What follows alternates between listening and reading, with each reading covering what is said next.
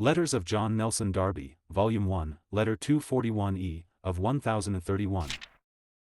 p. 396, Dr. C. Woolston, Very dear brother, I am glad you are working, and glad to hear you are doctoring. It is well to labor thus if we can. W.'s pamphlet came by the same post as your letter. I do not see any sign of his being taught of God in it. I see many truths he has learned from brethren, and a quantity of mixed confused stuff he has added, and no real statement of his views, with many things quite wrong, the moment he leaves what he has learned from men. But it is well brethren should learn from it.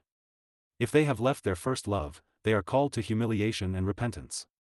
I feel nothing more important than singleness of eye and devotedness at this moment. It is the way of light, the way of joy of heart with him who is the only source of true joy, and the source of eternal joy. Oh, may the brethren have fast hold of this.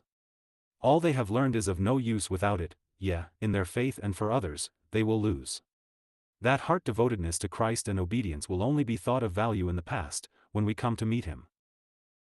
As regards the want of moral tone in the gathering, we and you and they ought to lay it deeply to heart, pray over it. If we do with faith, we shall find the blessing, if too, a direct answer. But patience is called for in our dealings. The tone of the whole meeting has to be raised in these cases, to judge particular facts. Had we power, a letter would do it, like Paul's first to the Corinthians.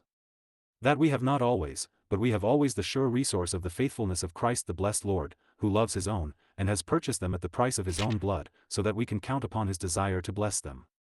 But it is a trial of faith, because, meanwhile, the name of the Lord is dishonored, and alas, often felt as the honor of the body dishonored. But if remedy may be, we must go through this for his sake and the sake thus of his, and he will make good his own cause at the end, only surely it is loss and humbling meanwhile.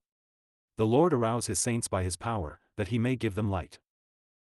Here, on the whole, in detail we are blessed, though I cannot speak of power. The additions, and they are pretty numerous, are generally precious ones, and there are souls both converted and awakening. What is sometimes striking, and a wonderful grace of God, that if the purposes of heart are right, he will bless in conversion and gathering where there is not the most union, and thus keep up the health of a gathering. I do not say we ought to be satisfied, but he does so.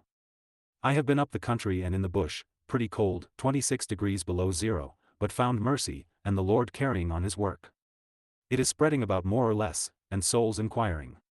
In the States too, so far we can heartily bless God. When should we not? Only we wait for eternity to do it well. My kindest love to the brethren, may the gracious Lord sanctify them to himself. The good Lord keep you near himself. Your affectionate brother in the Lord. Toronto, 1865. 51241E.